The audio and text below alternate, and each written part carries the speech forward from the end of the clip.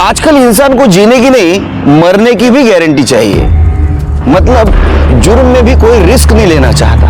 नमस्कार, मैं senior inspector Sunil Kelkar. Bhayandar police station में मेरी जब पोस्टिंग थी उस वक्त मेरे पास एक केस आया था। एक लड़की को पहले चाकू से मारा गया, उसके बाद में दुपट्टे से उसका गला दबाया गया। अगर पहले चाकू से मारा था तो गला दबाने की क्या जरूरत थी, क्या वजह थी?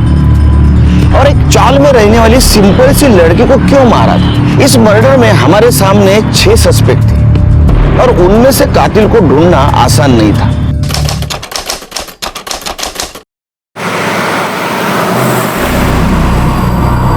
थोड़ा पास आओ ना, ऐसा लग रहा है जैसे किसी और की बीवी के साथ खड़े हैं। कंधे पर हाथ रखिए। हाँ, ये हुई ना बात।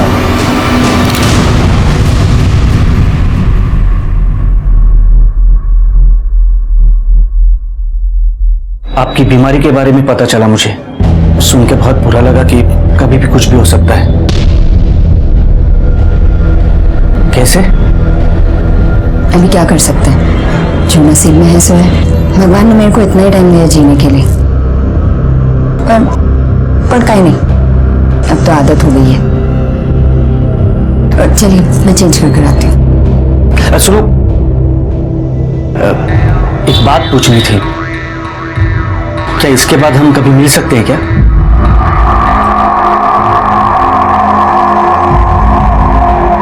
नहीं।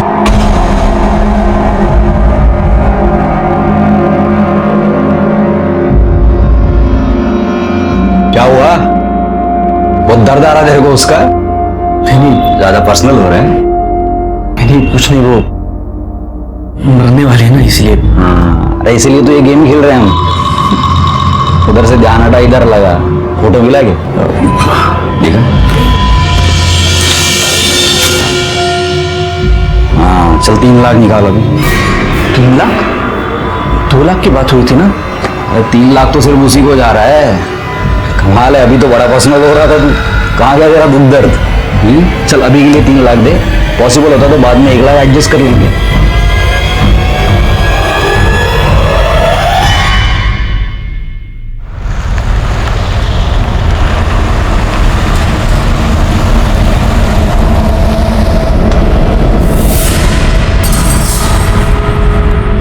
थैंक यू, मुझे थोड़े और पैसे मिलेंगे, बहुत जरूरत है, प्लीज।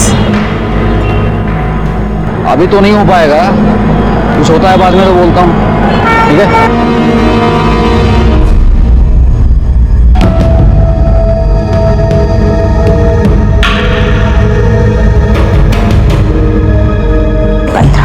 ये 15,000। 15,000? वाह, ये मेरे को आइडिया नहीं था ये घर घर जाके कपड़े धोने का पाउडर बेचने में इतनी कमाई है। वाह, 13, 14, 15। कमाई पाउडर में नहीं है, बेचने वाले के तरीके में। तुम्हें पता है मैं कंपनी को सबसे ज्यादा सेल देती है। 15,000 तुम्हारे और 5,000 आई के लिए। तुम इस वक्त घर पे कैसे? इस वक्त तो तुम्हें स्कूल होना चाहिए था ना? फीस नहीं भरा था तो टीचर ने हम दोनों को निकाल दिया। फीस? अरे तुम कल की कल जाके इनकी फीस भरो, वरना इनकी पढ़ाई में नुकसान होगा। फीस के पैसे? अरे अभी दिए ना 15,000। 15,000 दिए तो क्या एहसान किया क्या मेरे ऊपर? सुना नहीं है मेरे को? मैं निकम्मा हूँ, कुछ काम करता नहीं हूँ। देख, अगर मेरी नौकरी होती ना 1 रुपया नहीं लेता तेरे से। बात करती है। अरे मैं तो सिर्फ फीस भरने के लिए कह रही हूँ ना। फीस भरनी है तो इसमें से नहीं दूंगा मैं। जो पैसे आई को देने वाली थी ना उसमें से भर। और मेरे को एक बात बता, आई सिर्फ तेरे अकेले की जिम्मेदारी है क्या? सुजाता अभी तो कमाती है ना, उसको बोल, वो देगी आई को पैसे।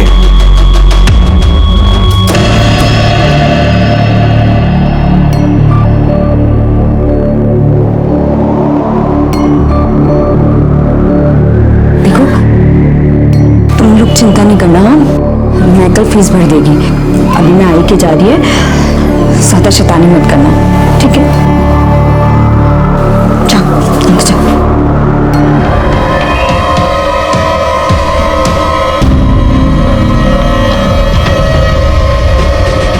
मैं जाती हूँ।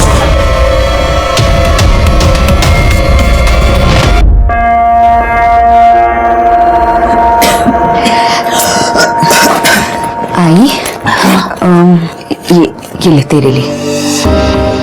किती करतेस माझ्यासाठी? आई तू नसतीस तर काय झालं असतं माझं? कुछ नहीं, ले पानी पी। नहीं यार बिल्कुल नहीं, अच्छी बात नहीं। देख मैं तेरे को आखिरी बार बोल रही हूँ, एक हफ्ता तो क्या, एक महीना भी नहीं चलेगा। हाँ तो भाड़ में जा, मत बात कर, मतलब परत फोन न करू सा तू। शपथ सुजाता, अरे तू और विपिन एक दूसरे के लिए बने हो, क्योंकि जब देखो बस कुत्ते बिल्ली की तरह लड़ते रहते हो। पर ताई इस बार गलती मेरी नहीं है, उसकी है। बोलते एक हफ्ते में शादी करनी है, मैंने बोला एक महीने में भी नहीं हो सकती, तो भड़क गया, गुस्सा हो गया। पर मुझे ना उसका गुस्सा पता है, 2 मिनट में ठंडा हो जाएगा।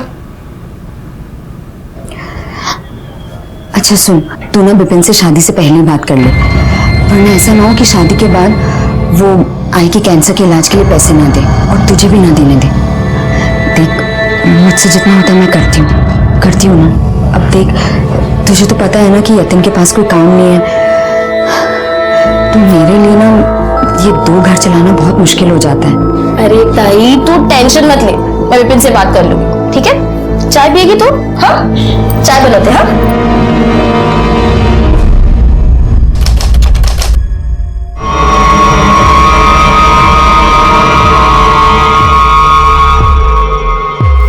हेलो अनिल भाव, मुझे थोड़ा पैसा और चाहिए। वो क्या है ना, आपको तो पता है कि यतिन का अभी कहीं काम नहीं लगा है। अरे हाँ मैं समझ रहा हूँ, लेकिन क्लाइंट को पटाना कोई आसान खेल थोड़ी ना है। क्या क्या पापड़ बेलने पड़ते हैं। अभी जा रहा हूँ एक से मिलने, देखता हूँ अगर कुछ अच्छा हो जाता है तो 1-2 दिन में थोड़ा पैसा आ जाएगा। ठीक है ना?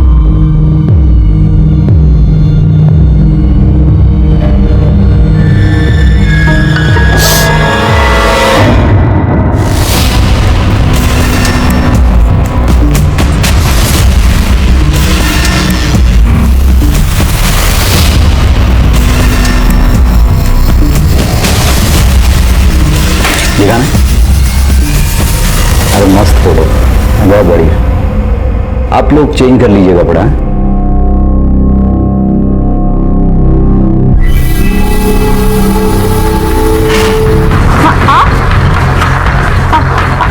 आप तुम क्या कर रहे हैं? वही जो तुम करना आई हो, झूठ मूठ के सही, हम पति पत्नी तो है, जरा मेरे को देखो मेरी पत्नी को। अनिल भाई! अरे क्या अनिल भाव? अनिल भाई!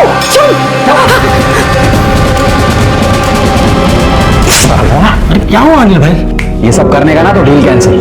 अरे सुन तो, भड़क क्यों रहा है? नेहा मेरी बहन है और तू साला ठर के उस पर गंदी नजर डाल रहा है। मैं इधर तेरा फायदा करवाने के लिए आया तो तू साला हलकतगिरी कर रहा है इधर। देख देख, डील ऑन रखना है ना तो ये सब चलेगा नहीं। ठीक है,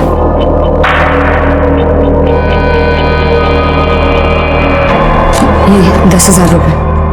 10,000? इस बार इतने कम कैसे? अरे वो सेल कम ही ना, तो कमीशन तो कम ही मिलेगा, है ना?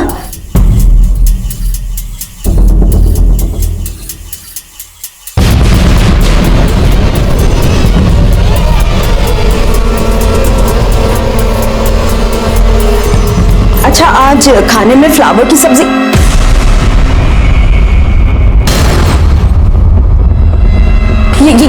ये आई के झूठ बोली मेरे से, पैसे छुपाई। ये आई के पैसे हैं, वापस रखो। बाहर में गई तेरी आई, मरती है तो मरने दे। तुम्हारी आई होती तब भी तुम यही बोलते कि मरने दे उसे।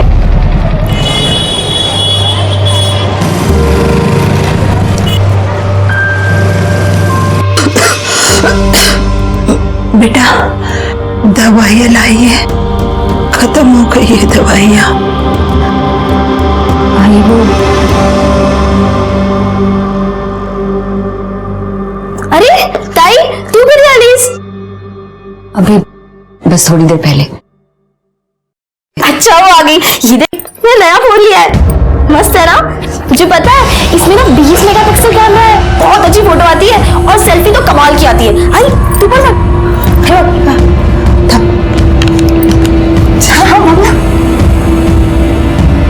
छान है ना? चलो हम तीनों सेल्फी निकालते हैं। तूने विपिन से आई के बारे में बात की? ये ताई मैं कर लूंगी, तू फोटो निकालेगा अच्छा वाला। कब करेगी? हाँ कब करेगी तू? इधर तू विपिन से बात नहीं कर रही, उधर यतिन पैसे को लेकर किटकिट करता रहता है। अरे मैं ये सब अकेले कब तक करूँ? कहाँ से मैं इतना पैसे? खोल तो मेरी मजबूरी समझो। ताई तो मेरे लिए पैसा नहीं दी, आई के लिए पैसा दे दिए, समझी? मैं पूरा घर संभालती हूँ, तू तो बस 2 पैसे देके बड़ी बन जाती है। मैं बाहर जाके पैसे कमाती हूँ, आई का देखभाल करती हूँ। 1:30 बजे 2 बजे आई को हॉस्पिटल मैं लेके जाती हूँ, उसका कुछ नहीं। हाँ अच्छा एहसान कर रही है? हाँ एहसान कर रही है तू? कहीं तेरी आई नहीं है? तुझे फोन खरीदने का टाइम है लेकिन विपिन से बात करने का टाइम नहीं है तेरे पास। अरे तो ताई कर रही हूँ ना मैं, इतना है तू क्या क्या चल रहा है? चिल्लाने से पहले दरवाजा तो बंद कर लेते। सब सुना मैंने क्या पड़ोसियों ने भी सुना। आणि ताई, शादी के बाद सुजाता अगर आई के बीमारी के लिए कुछ खर्चा करती है तो मुझे क्या प्रॉब्लम हो सकती है? मैं तो कहता हूं कि जरूरत पड़ेगी तो मैं भी मदद करूंगा। आखिर ये भी तो मेरी आई जैसी है। तुम्हें काळजी करू नका।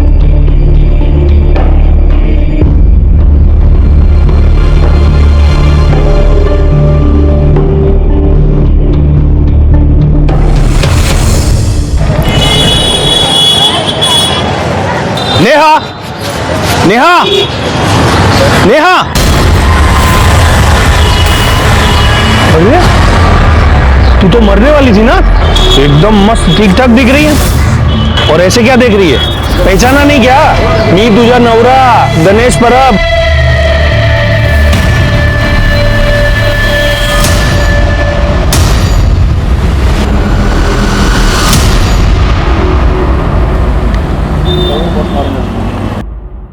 नहीं नहीं नहीं नहीं नहीं आई, कुछ कमी है क्या?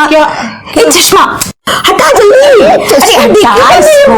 आजा आजा आजा, अब करते हैं। हाँ आजा।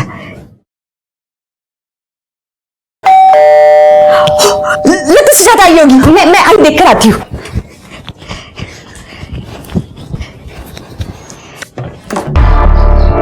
अरे अनिल भाव आप? हाँ मैं ही है। अरे मेरे को अंदर तो आने दे। हाँ आइए ना। अरे क्या कुछ फंक्शन वंक्शन है क्या घर में? और डेकोरेशन किया हुआ है? बहू मैं आपको बताने वाली थी, कल सुजाता की शादी है। अच्छा है। नहीं यार, शादी में तो आएगा मैं कल। उससे पहले मेरे को तेरे से कुछ काम था। हाँ वो बोलिए ना। बोलता हूँ। पहले तेरी आई से तो मिल लूं। कहाँ है वो? हाँ वो अंदर है। मैं पानी लेकर आती हूँ। हाँ। आप चलिए अंदर। मौसी को?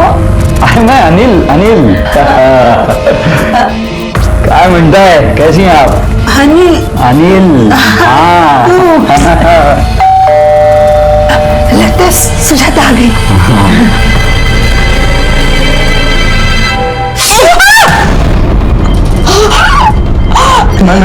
मैं देखता हूँ मौसी।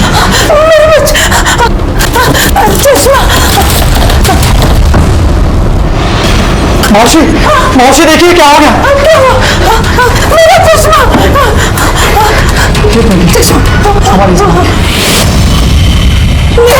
मेरे बच्चे।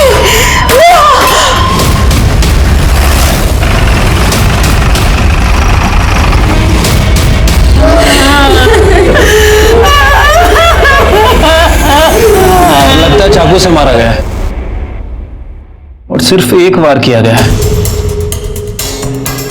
बॉडी में और भी कहीं निशान नहीं दिख रहा, लेकिन खून काफी बह गया है। हो सकता है इतना खून बहने की वजह से इसकी मौत हुई है। मौत किस वजह से हुई तो पोस्टमार्टम के बाद ही पता चलेगा शेर के, क्योंकि चाकू के साथ साथ गले पर भी मुझे निशान दिख रहे हैं। बॉडी पोस्टमार्टम को भेज दो। ठीक है सर। एक काम करो, घर चेक करा व्यवस्थित, पड़ोसियों से भी बात करो, किसी ने कुछ देखा सुना।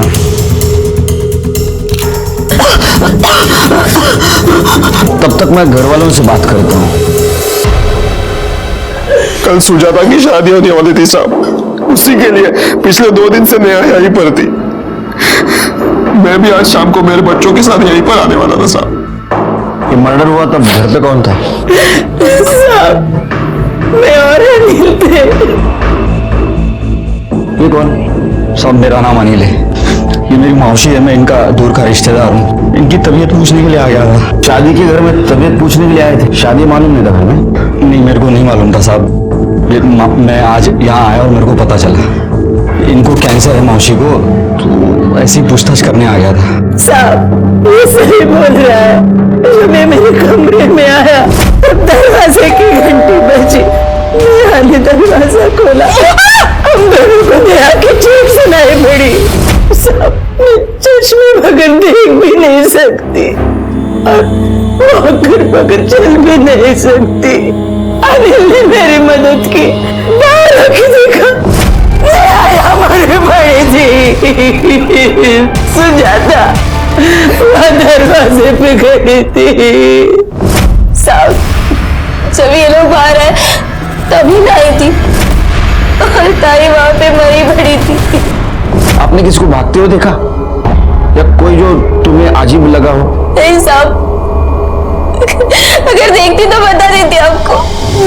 वो मेरी ऑटो रास्ते में ही खराब हो गई थी, इसलिए टाइम हो गया, वरना मैं ताई को मार जा पाती। आप लोगों को किसी पे शक कौन मार सकता है? साहब कौन मारेगा, क्यों मारेगा, समझ में नहीं आ रहा साहब। साहब हम बहुत ही गरीब लोग हैं साहब, हमारी किसी के साथ क्या दुश्मनी हो सकती है। और नेहा तो बहुत अच्छी थी साहब, अच्छी बीवी, अच्छी माँ, अच्छी बहन, अच्छी बेटी। घर वालों का कहना था कि नेहा मोरे एकदम सिंपल सीधी सादी औरत थी, उसका कोई दुश्मन नहीं था। लेकिन मेरा एक्सपीरियंस कहता है कि जिसका कोई दिखने वाला दुश्मन नहीं होता, उसके बहुत सारे छिपे हुए दुश्मन होते हैं। शुरू में तो कुछ पता नहीं चला, लेकिन जैसे जैसे इन्वेस्टिगेशन आगे बढ़ता गया वैसे वैसे हैरान करने वाला सच सामने आया। हाँ रानी बोलो। काम हो चुका है, अब नहीं रही वो। अब आगे कैसा क्या करना है सब तेरे को मालूम है। सर पीएम रिपोर्ट के मुताबिक नेहा पर किसी धारदार हथियार से वार किया गया था और सिर्फ एक वार किया गया, लेकिन सर क्राइम स्पॉट पे हमें ऐसा कोई वेपन नहीं मिला। तो एक वार से मर गई हो? नहीं सर, पीएम रिपोर्ट में मेंशन है कि पहले उसे चाकू मारा गया और उसके बाद उसका गला दबाया गया। सर गला दबाने की वजह से उसकी मौत हुई है। सिरके उसको पहले चाकू से मारा गया, उसके बाद में उसका गला घोटा। लेकिन अगर चाकू से मारा तो गला क्यों घोटा? यही बात तो समझ नहीं आ रही सर। वैसे मैंने नेहा के हस्बैंड यतिन के एलिबाई को चेक किया है और पड़ोसियों से पूछताछ भी की है। सर उनके मुताबिक जिस दिन नेहा का मर्डर हुआ यतिन अपने बच्चों के साथ घर पर ही था और उसकी छोटी बहन सुजाता, उसके पास फोन नहीं है, लेकिन जिस एरिया के सीसीटीवी फुटेज में वो कैप्चर हुई है जहां उसका ऑटो पंचर हुआ था, 10 मिनट बाद उसने दूसरा ऑटो लिया। सर इन दोनों के बयान के हिसाब से ये दोनों सच बोल रहे हैं। फिर कातिल कौन है? एक बात तो साफ है कि वो चोर नहीं था, क्योंकि शादी वाले घर से कोई चीज गायब नहीं हुई। सर वाशी से कोई मंगेश कुलकर्णी आया है, वो अपनी बीवी की एनसी मांग रहा है। कौन है उसकी बीवी? नेहा मोरे। सर उसका कहना है कि कल भाईंदर में जो मर्डर हुआ वो उसकी बीवी नेहा कुलकर्णी है। क्या? हाँ सर।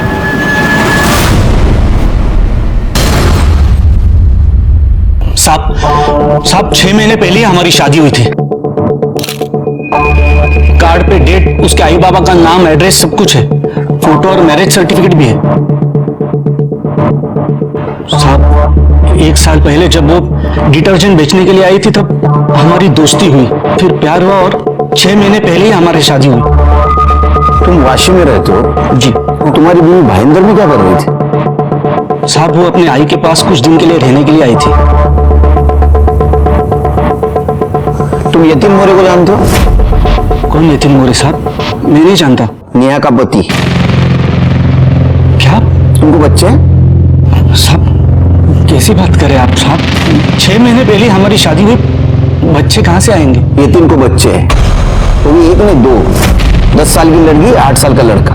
साहब ये कैसे हो सकता है साहब? नेहा मेरी बीवी थी जिसका मर्डर हुआ है। अभी मुझे कुछ लीगल पेपर्स के लिए एनओसी चाहिए उसके डेथ का, इसलिए मैं आया हूँ यहाँ पे। मिलेगा, सब मिलेगा।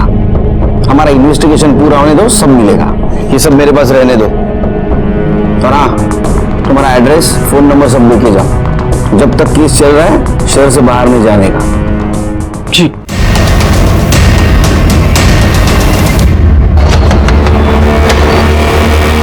यतिन से बात करनी है। हाँ आइए। वैसे आप क्या कर रहे हैं?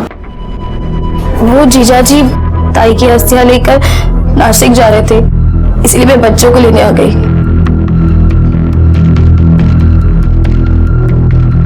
नमस्ते साहब। इसको जानते हैं? इसका नाम मंगेश कुलकर्णी है। इसका कहना है कि नेहा की इसके साथ शादी हुई थी 6 महीने पहले।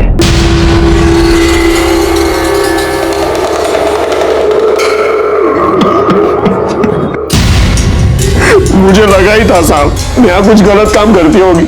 मतलब? साहब, मेरी नौकरी चली गई थी साहब। नेहा सेल्स गर्ल का काम करती थी, हर घर जाकर डिटर्जेंट पाउडर बेचती थी और अच्छा पैसा कमाती थी साहब। इसमें गलत क्या है? साहब, डिटर्जेंट पाउडर बेचकर कौन 35-40 हजार कमाता है साहब? साहब,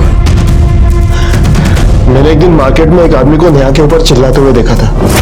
जब नेहा को जाकर मैंने पूछा वो कौन था, तो वो बोली, कौन था वो आदमी? कौन? अच्छा वो, अरे वो मेरी सहेली का पति था, गणेश। कौन सी सहेली? प्रियंका है ना, तो क्या है ना कि प्रियंका का उसके साथ जमा नहीं, तो वो उसे छोड़ के चली गई। तो बस उसे लगा कि मुझे मालूम है, तो मुझसे पूछ रहा था। मार्केट में पूछ रहा था, वो भी इतना चिल्ला चिल्ला कर? अरे वो मेरे पे नहीं चिल्ला रहा था, वो तो प्रियंका पे चिल्ला रहा था, बोल रहा था किधर गई किधर गई। यही था वो? ये नहीं था साहब। नेहा गलत काम कर रही है, ये आपको और आपकी माँ को पता था? नहीं साहब, हमको तो लगा ताई पाउडर बेच के पैसे कमा रही है। सिर्फ ये तो पता चला ये नेहा डुअल लाइफ जी रही थी, कोई गलत काम करके पैसा कमा रही थी। लेकिन सर नेहा क्या गलत काम करती होगी? वो तो पता करना है। चलो ऐसा कर दे, थाने जाके कड़क चाय पीते हैं, डबल चीनी, दिमाग की बत्ती जला दे।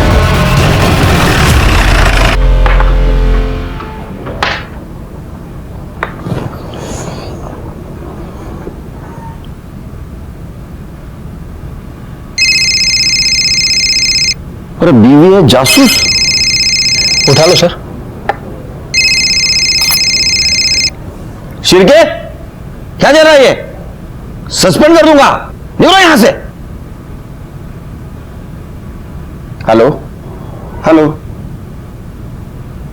कट गया सर। शादी करो, पता चल गया। सर संजय राउत नाम का आदमी आपसे मिलना चाहता है। क्यों? सर उसका कहना है कि वो भी नेहा का पति है।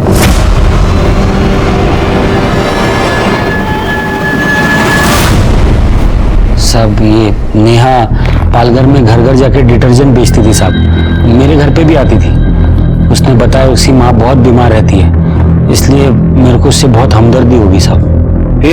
फिर साहब उससे प्यार हो गया और हम लोग ने शादी कर ली। फिर मेरे को बोल के गई थी कि उसकी माँ का ख्याल रखने उसकी माँ के घर जा रही है। जब तक उससे फोन पे बात हो रही थी तब तो मामला ठीक था साहब, फिर अचानक उसने फोन उठाना बंद कर दिया। बाद में मैंने पता किया साहब, तो पता चला कि उसका मर्डर हो गया साहब। अब मेरे को कुछ लीगल काम है साहब, इसलिए उसके डेथ सर्टिफिकेट के लिए आपसे एनओसी चाहिए। नहीं मिलेगा, कुछ भी नहीं मिलेगा। इन्वेस्टिगेशन चालू है, बाद में सब कुछ। तुम्हारा फोन नंबर और एड्रेस देके जाओ, और केस जब तक चालू है ना, शहर से बाहर नहीं जाने का। चिरके, या मुझे लगता है जिंदगी में पहली और आखिरी बार मैं चाय पीना भूल गया था, क्योंकि इस केस में एक से एक झटके लग रहे थे। क्योंकि अब संजय के बाद गणेश परब और सचिन पाटिल, इन दो आदमियों का आना और कहना हम नेहा मोरे के पति हैं और हमें उसके मौत की एनसी चाहिए। 4 आदमियों का आना और उनकी डिमांड और सबूत सेम होना, इससे मुझे यकीन हो गया था कि ये केस बहुत बड़े फ्रॉड का केस है। मैंने चारों को एक साथ बुलाया, लेकिन इस बार झटका खाने की बारी हमारी नहीं, उनकी थी। चलो साहब ने बुलाया। हाँ चलो। पहले साहब ने मेरे को बुलाया और पहले मैं आया। तो अभी मेरे को बुलाया ना, तो पहले मेरा मीटर दे। तेरा नाम लिया मैंने, तुम सबको एक साथ बुलाया। चलो। अरे वाह, आ गए तुम लोग। कुछ दिखाता हूं तुमको।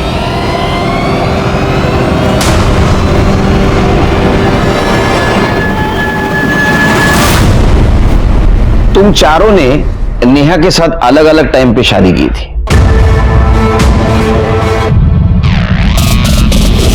अब मुझे एक बात बताओ, नेहा ने तुम चारों के साथ फ्रॉड किया या तुम सबका प्लान था किसी को चूना लगाने का? नहीं साहब, अब मेरे को समझ में आ रहा है कि राणे ने हम सबको चूना लगाया है। अनिल राणे ना? हाँ वो इंश्योरेंस एजेंट। हाँ भाई, तुम लोग कैसे जानते हो? वो तो मेरा इंश्योरेंस एजेंट। अरे वो मेरा भी इंश्योरेंस एजेंट है, वो फोन नहीं उठा रहा है। अरे मिलेगा तो मैं अड्डी पसली एक कर देगा उसका। जब अब पता चला ना अनिल राणे वो इंश्योरेंस एजेंट ना, यानी वो नेहा का रिश्तेदार। साहब रिश्तेदार पता नहीं, पर नेहा उसको भाऊ बोलती।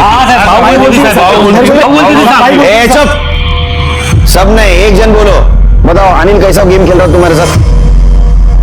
बोल। मतलब 7 लाख लगा के 75 लाख मिलेंगे, मेरा समझा मेरे को। किधर मिलता है ऐसा? अरे भाऊ आप सुनिए तो, मिलता है भाऊ। अरे मैं दिलवाऊंगा ना आपको।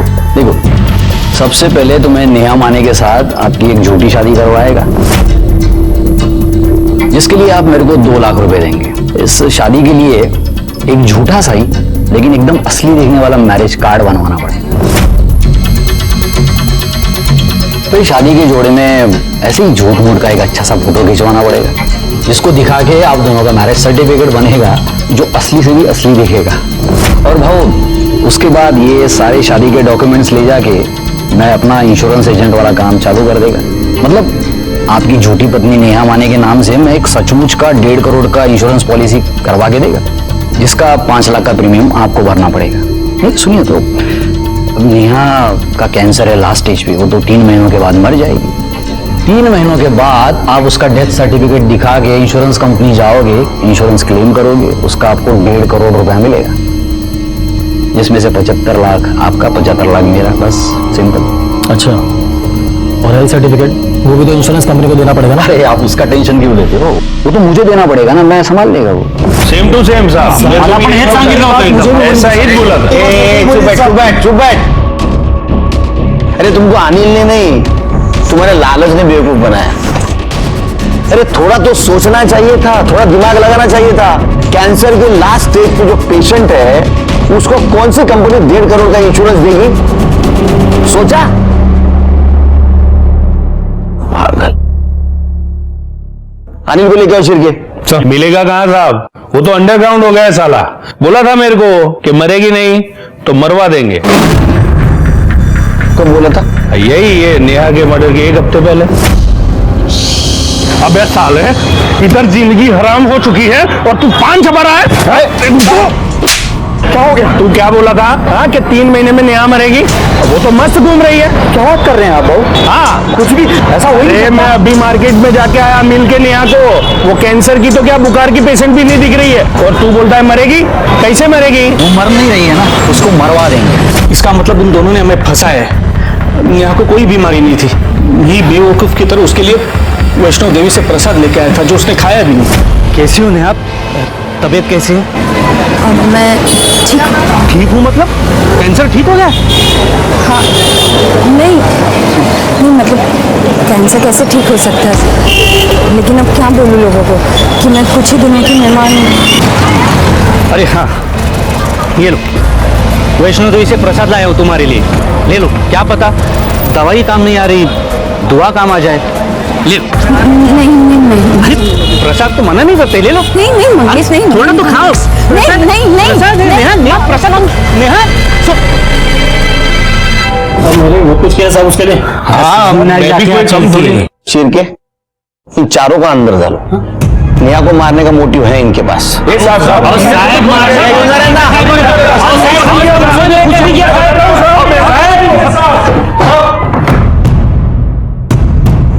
शिरके, हो सकता है अनिल ने प्रीमियम के पैसे लिए हो और भरे ना। ऐसा भी हो सकता है ये इंश्योरेंस फेक हो। एक काम करो, फिर भी इंश्योरेंस कंपनी को इन्फॉर्म कर दो कि ये चारों इंश्योरेंस फेक है। ठीक है साहब। और ये अनिल को ढूंढ के निकालो। ओके साहब। हमारे पास नेहा मर्डर केस में 6 सस्पेक्ट है और उनके पास मोटिव भी है, लेकिन इनके खिलाफ हमारे पास कोई ठोस सबूत नहीं है। सर हमने यतीम के पड़ोसियों से पूछताछ की तो पता चला कि यतीम बहुत गुस्से वाला आदमी है।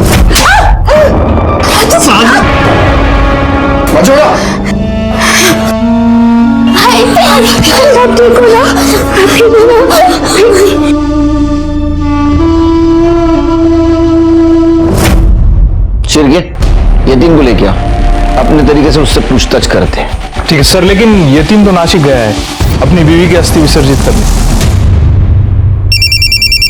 एक मिनट सर। हेलो, क्या?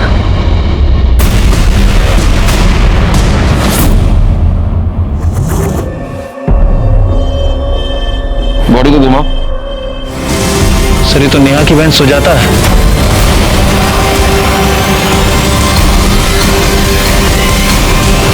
लेकिन ये इतने सुनसान जगह पे क्या कर रही थी शिरके? बैक चेक करो।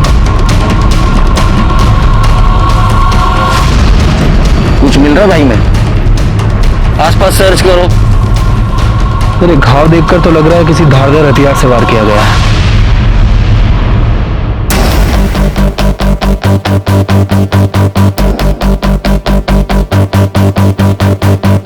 सर ये फोन मिला है, टूटा हुआ है।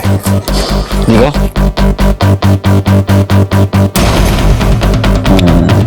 शिरके, फोन को जिस तरह से तोड़ा गया है, लगता है इसमें जरूर हमारे काम की कोई चीज होगी। ये फोन सुजाता के माँ को दिखाओ। अगर वो बोले ये फोन सुजाता का है तो इसको टेक्निकल डिपार्टमेंट में भेजो, पूरा डाटा रिकवर करो। ठीक है। बॉडी को पोस्टमार्टम के लिए भेज दो। Okay sir.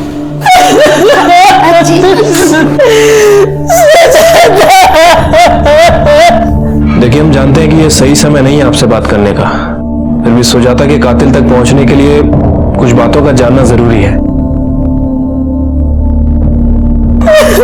ये जो फोन है ये सुजाता का फोन था? हाँ साहब, ये फोन सुजाता का ही है। आई तू बोल मत। इस फोन में ऐसा क्या था कि जिसने भी सुजाता का मर्डर किया फोन को इतनी बुरी तरह से तोड़ा? कुछ पता है आपको? साहब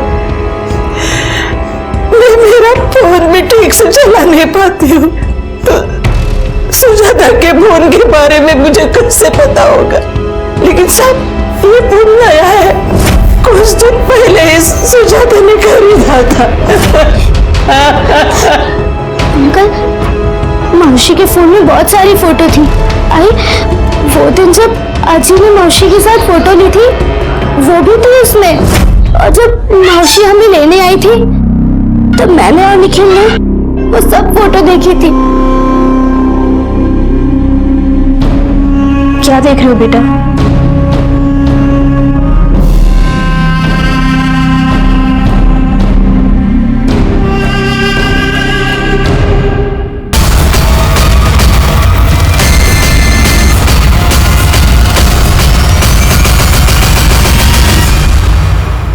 आपकी मौसी के फोन में ऐसा क्या था? मतलब आपकी मौसी ने क्या देखा था फोन में? मालूम नहीं अंकल। उसके बाद मौसी दूसरे कमरे में गई और विपिन अंकल को फोन करके कहा उन्हें उनसे अभी मिलना है। फिर वो बाहर चले गए, फिर वो वापस ही नहीं आई। आपको पता है ये विपिन कौन है? साहब सुजाता की शादी विपिन से होने वाली थी। आखिर जोड़ी होती, दिन भर लड़ते झगड़ते, लेकिन एक दूसरे के बिना रह भी नहीं पाते थे। हाँ साहब, सुजाता उस दिन मुझे मिलने आई थी।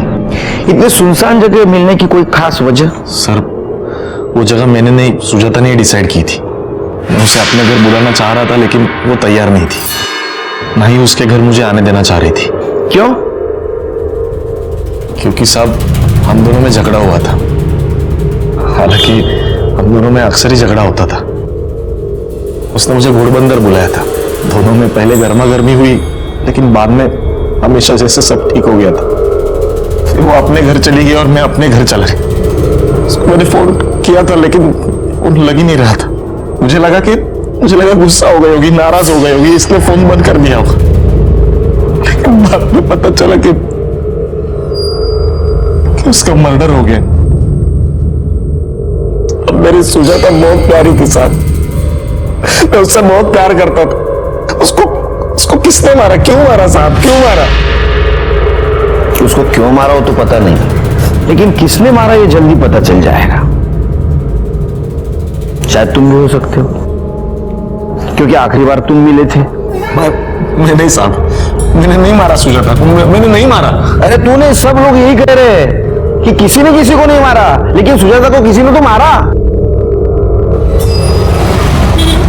सर सुजाता की पीएम रिपोर्ट के हिसाब से उसकी मौत पेट में चाकू लगने की वजह से हुई है। और सर सबसे इंटरेस्टिंग बात, मौत 22 अगस्त शाम 4 बजे से 6 बजे के बीच में हुई है। और यतीन के फोन रिकॉर्ड के हिसाब से उसी दिन उसी दौरान उसका फोन भी उस एरिया में एक्टिव था। और अभी? सर अभी उसके घर पे उठा के लाओ उसको। और ये सुजाता का मोबाइल डाटा रिकवर हुआ? अभी तक तो नहीं सर, लेकिन जल्दी रिकवर हो जाएगा। साहब ये आप क्या बोल रहे हो साहब? मैं सुजाता को क्यों मारूंगा? क्योंकि तूने नेहा को मारा, और नेहा को मारते वक्त सुजाता ने देखा था, इसलिए तूने सुजाता को मारा। लेकिन साहब जिस दिन सुजाता का खून हुआ मैं तो मूवमेंट में था ही नहीं। झूठ मत बोल, तेरा मोबाइल लोकेशन दिखा रहा है, सुजाता को मारा उस वक्त तू वहां था। और तेरे पड़ोसी ने भी बताया कि तू नेहा को मारपीट करता था। पैसे वापस रखो। नहीं मिलेंगे। आई के इलाज के लिए 1 रुपया नहीं दूंगा, समझिए। तेरे को शक था कि नेहा का जिक्र बाहर अफेयर है। अच्छा वो, अरे वो मेरी सहेली का पति था गणेश, इसलिए तूने उसको मारा। और नेहा को मारते वक्त सुजाता ने देखा, इसलिए तूने सुजाता को भी मारा। सब मैं मानता हूँ मुझे बहुत जल्दी गुस्सा आता था और मैंने नेहा के ऊपर बहुत बार हाथ भी उठाया, उसके ऊपर शक किया, लेकिन मैं उसको बहुत चाहता भी था। उसकी अस्थि विसर्जन करने में नासिक जा रहा था साहब, लेकिन बस को आने में 1 और घंटा था, इसलिए मैं बियर पीने चला गया। यकीन करो साहब मैंने किसी को नहीं मारा, सच बोल रहा हूँ। जब तक तू बोल रहा है सच है, ये साबित नहीं होता, यही रहेगा।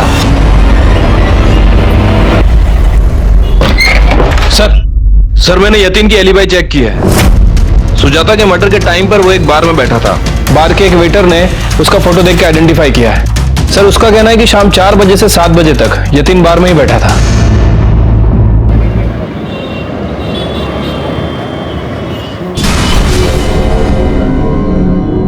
क्या राणे साहब, किधर हो आजकल?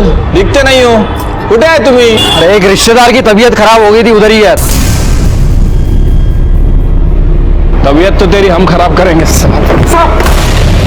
साहब कैंसर तो क्या साहब, नेहा को खांसी जुकाम भी नहीं था साहब। मैंने तो बस इन लालची लोगों को बेवकूफ बनाने के लिए एक बहाना बना दिया था। तो तुम्हारे यहाँ बहाना चला नहीं, इसलिए तुमने उसको मार दिया। तुमने गणेश के सामने बोला था ना, वो मर नहीं रही है ना, उसको मरवा देंगे। नहीं साहब, वो तो मैंने ऐसे ही गणेश से पीछा छुड़ाने के लिए उस टाइम बोल दिया था साहब। अच्छा, मेरा प्लान ये था कि मैं उसके जैसे लोगों को पकड़ूं, खूब पैसा कमाऊं और फिर कहीं भाग जाऊं। और उनमें से कोई मेरा पुलिस कंप्लेंट भी नहीं करने वाला था साहब। वो खुद भी फेक शादी करके फ्रॉड करने वाले थे साहब। तो तुम्हारा इंश्योरेंस प्लान फ्रॉड था? हाँ साहब। नेहा को पता था ये? नहीं साहब, उसने कभी पूछा भी नहीं, मैंने उसको सब बताया नहीं था साहब, क्योंकि उसको मुझ पर भरोसा था और उसको पैसे का जरूरत भी था जो उसको मिलता था साहब, इसलिए वो मेरे से कुछ ज्यादा पूछी भी नहीं थी। तुम चुप क्यों रहे थे?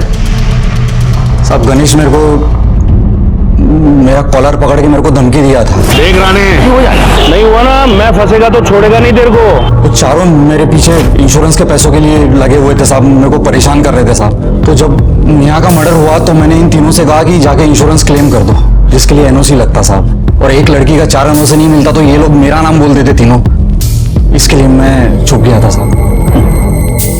शिरके, इसको लेके जाओ, इसका ऐसा प्रीमियम भरो और इंश्योरेंस का बेनिफिट समझाओ, दिमाग ठिकाने आएगा इसका। सब चले साहब मैंने कुछ नहीं किया साहब।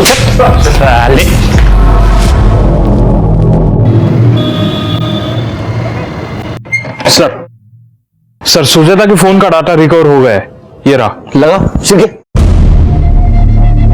20 अगस्त के पहले वाला फोटोज दिखाओ।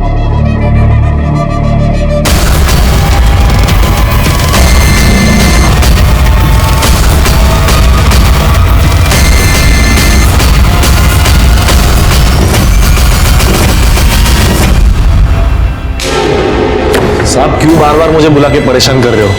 इससे तो अच्छा होगा कि आप उसका पता लगा लो खूनी का। बैठो बैठो बैठो। ढूंढ लिया? शिरके, किसको ढूंढ ले दिखा?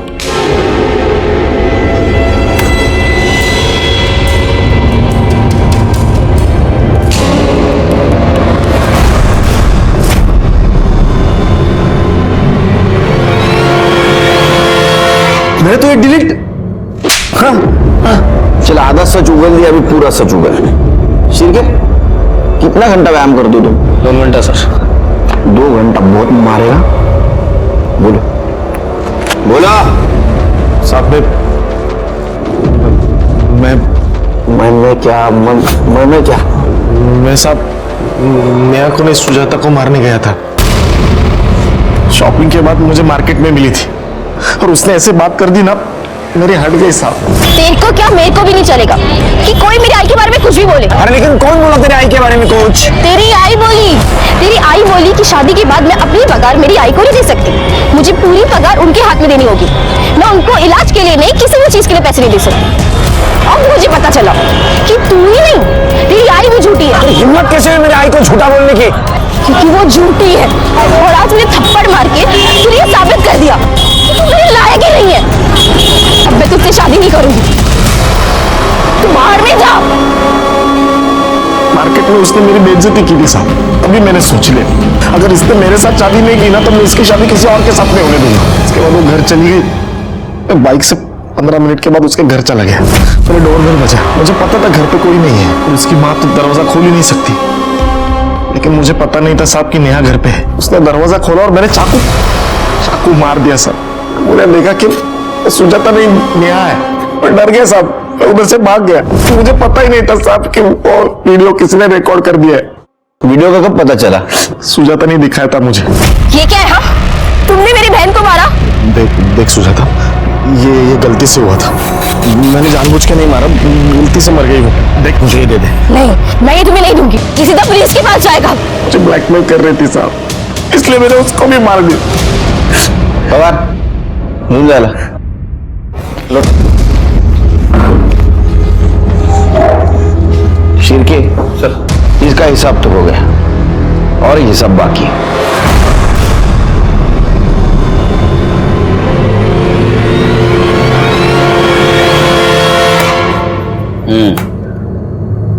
नेहा की चीख सुन के मौसी चश्मा ढूंढने में लगी हुई थी। मैं भाग के अंदर से बाहर आया, मैंने देखा नेहा को चाकू लगा हुआ है। फिर अंदर देखा तो मौसी अभी भी चश्मा ढूंढ रही थी। मैंने सोचा यही सही चांस है उन चारों से पीछा छुड़ाने का। फिर भाग के अंदर गया, मौसी को चश्मा पहना है, वॉकर लेके उनको बाहर लेके आए। 15 से 20 सेकंड में सब खत्म हो गया था साहब। हर अपराधी को लगता है कि वो बहुत होशियार है, बहुत चतुर है। तुम्हें वैसा ही लग रहा था। फ्रॉड के केस में अंदर जाओगे, कुछ दिन के बाद बाहर आ जाओगे, लेकिन अभी लगा है दफा 302। अभी बाहर आने का मत सोचो, अंदर सड़ने का सोचो। नेहा जिसे खुद का सेल्फी तक लेना नहीं आता था, वो अपने मर्डर का वीडियो रिकॉर्ड कर गई थी और उसने उसके और सुजाता के खूनी को सजा दिलवाई। जैसे कि विपिन और अनिल। कोई भी जुर्म सही नहीं होता, वो कोई ना कोई लूपहोल जरूर छोड़ जाता है। नेहा मजबूरी में गलत काम करके पैसा जरूर कमा रही थी। उसने उसे कुछ देर के लिए बचा लिया था, लेकिन उसके बदले में उसकी जान ली थी। इसलिए कोई भी गलत काम जानबूझ के नहीं करना चाहिए, जैसे कि नेहा कर रही थी। वो गुनाह की पहली दस्तक होती है। कभी भी जुर्म की दस्तक को अनदेखा नहीं करना चाहिए। देखते हैं हमारे आज के एपिसोड की दूसरी कहानी। कहाँ गया ये लड़का? ये ऊपर बरसाती में क्या करता रहता है? ये आपकी टिफिन। अभी मैं पापा जा रहे हैं, होमवर्क कर लेना। कोई जवाब नहीं। यस मम्मी, हाँ मम्मी, कुछ नहीं। होमवर्क कर लेना और गेम बाद में, ठीक है? आपने टिफिन ली?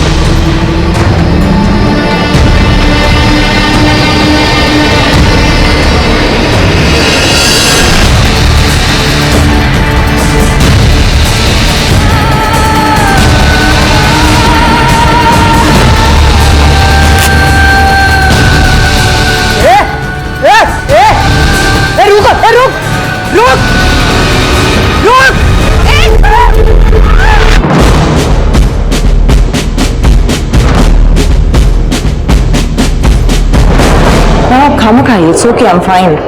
और ओके? और ओके सर, ऊपर से थोड़ा जला है, लेकिन कांस्टेबल पाल के हाथ थोड़ा ज्यादा जले, ट्रीटमेंट चालू है। पेशेंट औरत? 25% बर्न्स है। लकीली वुंड ज्यादा डीप नहीं है।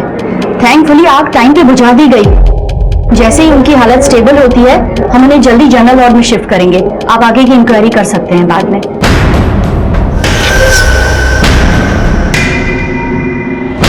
मैटर क्या है, कुछ पता चला? ये औरत है कौन? सर ये वही है, मैंने आपको बताया था ना, इसने अपने हस्बैंड के बारे में गुमशुदगी की रिपोर्ट लिखाई थी। 6 महीने से उसे ढूंढ रही है। नमस्कार, मैं इंस्पेक्टर विक्रम ठाकुर। फरीदाबाद में मेरी पोस्टिंग हुए कुछ ही दिन हुए थे बतौर थाना इंचार्ज। मैंने चार्ज अभी तक ठीक से संभाला भी नहीं था कि अचानक एक इतना अजीब केस सामने आया।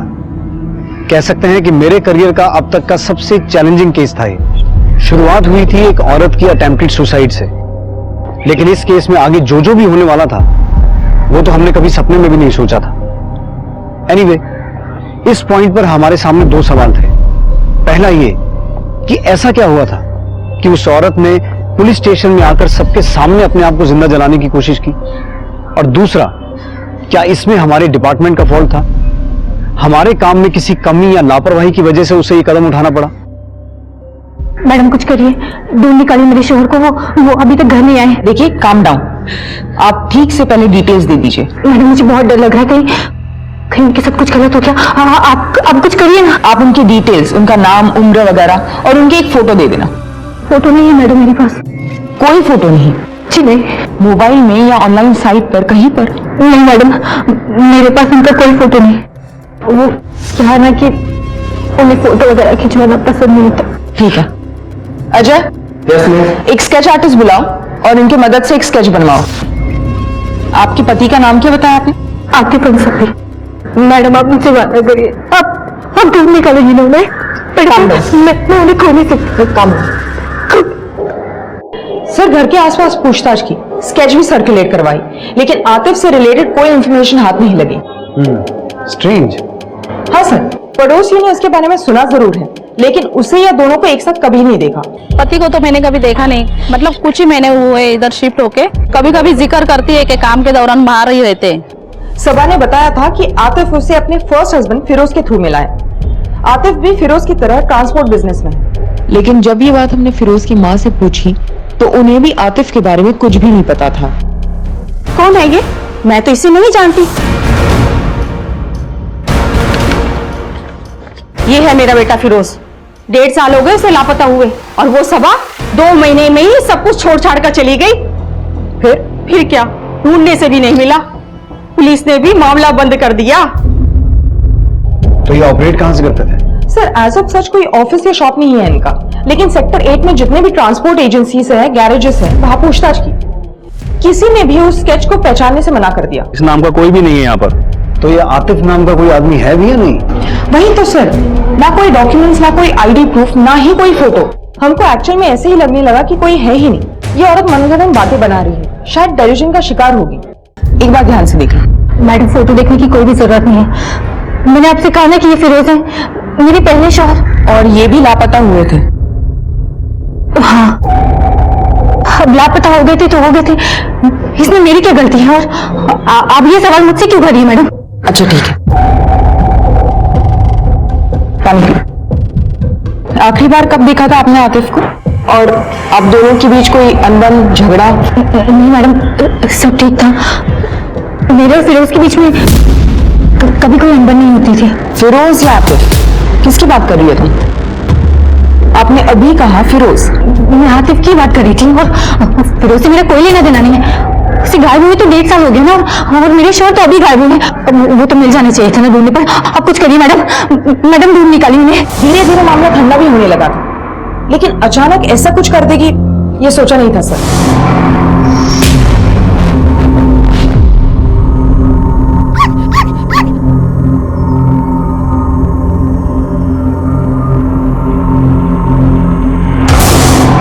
मेरा पप्पू मेरे साथ खेलेगा,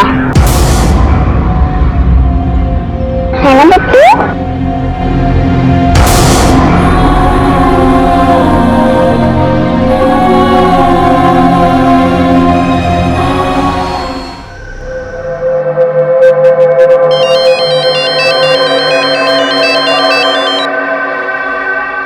आई डोंट नो कैसी लग रही हूँ, खुद आकर देख लो।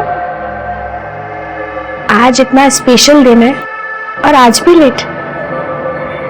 जल्दी आओ ना, मैं तुम्हारा वेट कर रही हूँ। Love you. क्या कैसा दिए? 200 रुपए का। ये वाला भी देखा, फ्रेश है ना? हाँ फ्रेश है।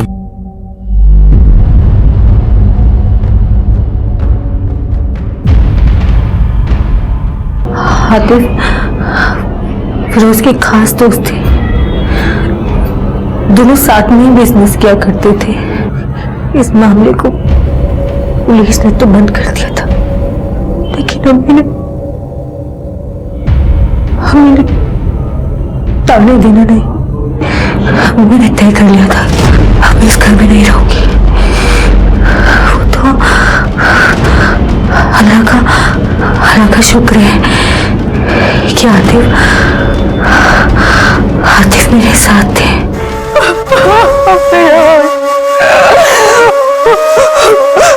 संभालो अपने आप को, अकेली नहीं हो तुम।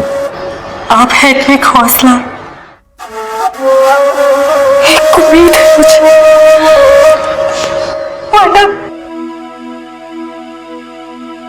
सोचो मत, पूरी जिंदगी पड़ी है तुम्हारे सामने, हक है तुम्हारा खुशियों पर।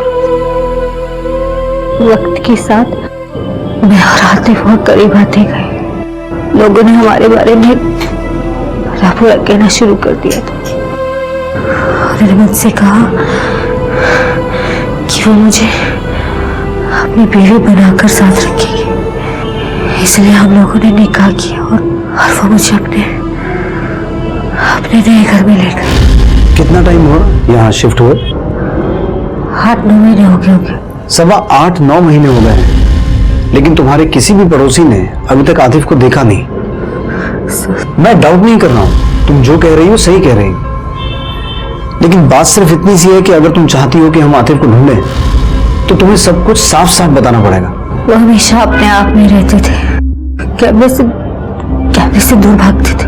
फोटो वगैरह खींचना, उससे बातें करना, ये सब पसंद नहीं था उन्हें। आस पड़ोस के लोगों से भी कभी बात नहीं करते थे वो। तो ये सब कुछ तुम्हें कभी अजीब नहीं लगा? आतिफ कहते थे कि तुम और मैं, हम दोनों का एक छोटा सा संसार, अगर दुनिया वालों की नजर हम पर पड़ गई तो हमारे रिश्ते को नजर लग जाएगी। जो प्यार में बचपन से टूट रही थी, मुझे आतिफ ने दी।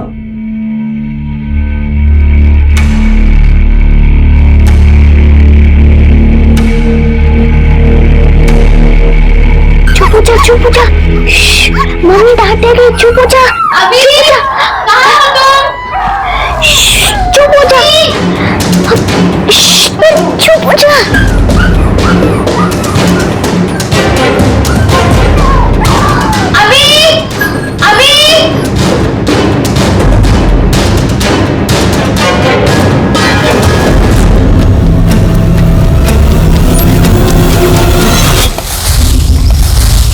अरे भाई जल्दी जल्दी करो, शाम होने वाली है।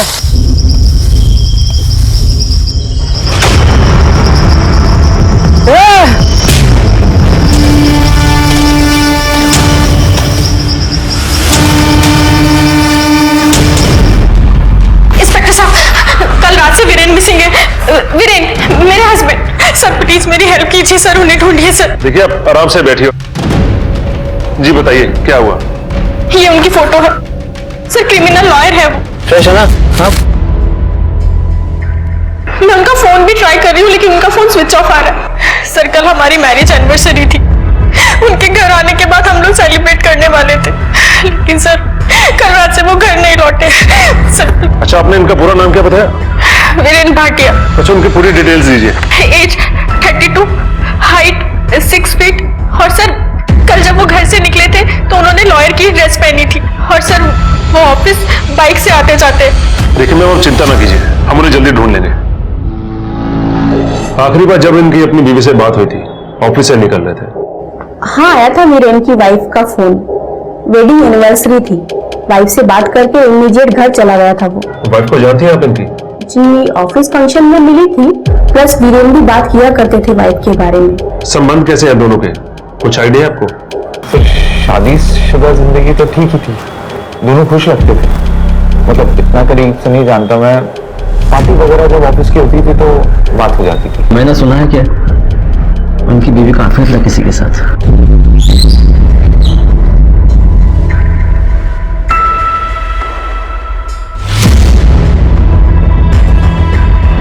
और सिमी से भी दूर रही हो और फोन में मत करना सिमी को, समझा? क्या दीपक और मैं? सर दीपक मेरा बेस्ट फ्रेंड है सालों से, ऑलमोस्ट कॉलेज टाइम से। अफेयर? सर अगर वीरेन को ऐसा कुछ लगा होता तो मुझसे इस बारे में डिस्कशन जरूर करते, और सर उन दोनों का अगर झगड़ा हुआ होता तो वीरेन मुझे बताते या दीपक मुझे बताता। और ऐसा किसी ने कुछ नहीं बताया तुम्हें? बिहेवियर में कोई चेंज वीरेन के? नहीं सर, वीरेन का तो नहीं, लेकिन दीपक काफी टाइम से टच में नहीं है। इनफैक्ट सर मैंने ये बात अभी रियलाइज की, ना कोई कॉल ना कोई मैसेज, कुछ भी नहीं। दीपक टच में नहीं है, वो तो बेस्ट फ्रेंड है ना तुम्हारा, तुमने तो उसे कांटेक्ट करने की कोशिश की होगी। सर मैंने कहा ना आपसे, मैं ये बात अब रियलाइज कर रही हूँ। दीपक को ट्रैवलिंग का बहुत शौक है, सिंगल बंदा है, कभी भी कहीं भी निकल जाता है, जब वापस आता है कॉल करता है, मैसेज भी करता है, और सर फिर हम मिलते भी हैं। यही दीपक का पैटर्न है, इसलिए सर मैंने भी ज्यादा नहीं सोचा। और सर दीपक और मेरा अफेयर, सर दीपक मेरे बारे में ऐसा सोच भी नहीं सकता। तो किसी से कोई दुश्मनी, कोई प्रॉब्लम? क्रिमिनल लॉयर है, इतने सारे केसेस, इतने सारे क्रिमिनल्स। सर आपको लगता है क्या कि ये किसी पुराने केस से रिलेटेड है? हाँ हो सकता है, हमें हर एंगल देखना होगा। और वैसे भी उसे गायब हुए 72 घंटे हो चुके हैं। आपको कुछ भी पता चले तुरंत इन्फॉर्म करना। और ये दीपक कहाँ रहता है? सेक्टर नंबर 24 से मिली बॉडीज की पोस्टमार्टम रिपोर्ट। सर ये deceased number 1, name unknown, age 34-35 years, estimate time of death September 2016। ये deceased number 2, name unknown, age 30 years, estimated time of death October 2017, मतलब 8 महीने पहले की बात। ये डिसीज नंबर 3, एज 32 इयर्स और मौत लगभग हफ्ते भर पहले की बात। सर तीनों केसेस में कॉज ऑफ डेथ सेम है, 9x1.5 इंचेस का चाकू जिससे मल्टीपल स्टैबिंग किया है, 0.25 थिकनेस वाला। सर वेपन, स्टैबिंग मैनर और असॉल्ट एंगल तीनों भी केसेस में सेम है। सर बॉडी से आर्टिकल मिला है। कोई बटुआ या आईडी नहीं मिला ना? नहीं सर, बस यही। एग्जामिन करवाओ क्या लिखा है, और इसका डिजाइन में कुछ अनकॉमन है। लेकिन ये आर्टिकल बॉडी नंबर 1 से मिला है, बॉडी नंबर 2 और 3 से कुछ भी नहीं मिला। ये जो पहला विक्टिम है, पहले विक्टिम के दफन में काफी समय हो गया है, इसलिए इसका फेशियल रिकंस्ट्रक्शन मुश्किल होगा। लेकिन फोरेंसिक एंथ्रोपोलॉजिस्ट को इन्वॉल्व करके विक्टिम नंबर 2 के चेहरे को रिकंस्ट्रक्ट करवाओ। सभी बॉडीज की सिमेटोस्कोपी और सिमेटोमेट्री की रिक्वेस्ट रेज करो। और ये जो विक्टिम नंबर 3 है, जिसे मरे 1 हफ्ता ही हुआ है, इसके चेहरे का फोटो लेकर इसे डिजिटली एनहांस करवाओ और इसकी फोटो सभी पुलिस स्टेशन में सर्कुलेट करवाओ। हो सकता है इसकी मिसिंग इंग्रेडिएंट कहीं मिल जाए। सबा के गुमशुदा पति को ढूंढते वक्त 3 लाशें बरामद हुई हमें, और उस वक्त तो हमें यह भी नहीं पता था कि ये दोनों बातें आगे जाकर जुड़ने वाली हैं। ऐसे केसेस हुए हैं पहले भी, जिसमें कंप्लेंट या इंफॉर्मेशन लेकर आया आदमी खुद किसी भ्रम का शिकार होता है, डिल्यूजनल। इसमें उनकी कोई गलती नहीं है। लाइफ में हुआ कोई ऐसा हादसा या सदमा उन पर ऐसा भारी असर छोड़ जाता है कि जिससे वो कभी उभर ही नहीं पाते हैं। वो जिंदगी भर उसी भ्रम में जीते रहते हैं। कई लोगों को ये यकीन था कि आतिफ अंसारी नाम का कोई इंसान था ही नहीं, वो सबा अंसारी का वहम था। मैडम कुछ करिए, ढूंढ निकालिए मेरे शोहर को, वो अभी तक घर नहीं आए।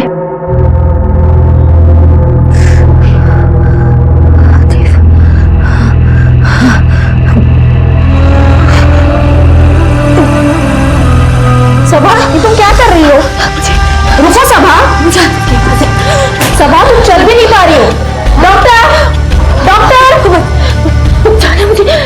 डॉक्टर, सबा क्या हो रहा है? सबा ये सब क्या है? वापस जाओ, तुम्हारा इलाज अभी तक पूरा नहीं हुआ है। किसके पास जाओ? मुझे आगे लेना। आप लोग मुझे नहीं रोक सकते।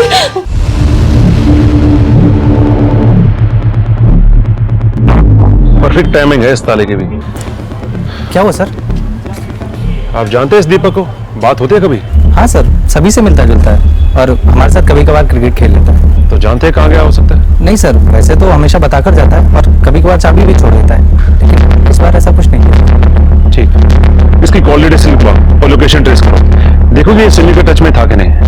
पता चलेगा अपने पति को रास्ते से हटा के खुद विक्टिम बनने का नाटक कर रही हो। वैसे कई केसेस में ऐसा होता है। और ये वीरेन, उसके साथ कुछ ना कुछ प्रॉब्लम तो जरूर है। दीपक पर नजर रखो और किसी को सिविल ड्रेस में उसके घर के बाद तैनात करो।